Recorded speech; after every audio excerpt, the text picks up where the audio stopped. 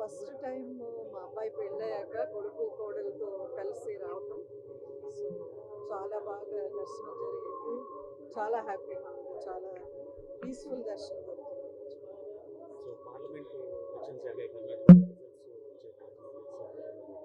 అదే రేపు రిజల్ట్స్ రేపు ఒకరోజు వేచి చూడాలి. బట్ ఖచ్చితంగా బీజేపీ పార్టీ మళ్ళీ ట్రెమెండస్ మ్యాండేట్తో వస్తుంది అనేది అన్ని ఎగ్జిట్ పోల్స్ కూడా చెప్పాయి.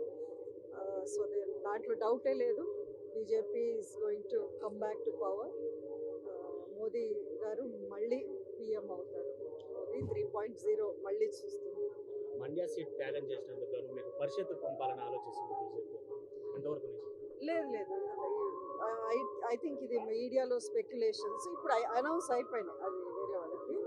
నాకు అంటే నేను ప్రస్తుతానికి స్టేట్ పాలిటిక్స్ వైపు అసలు చూడటం లేదు. సో ఐ థింక్ అది అంత ఎక్కడో కొంచెం రూమర్స్ అంతే. చూద్దాం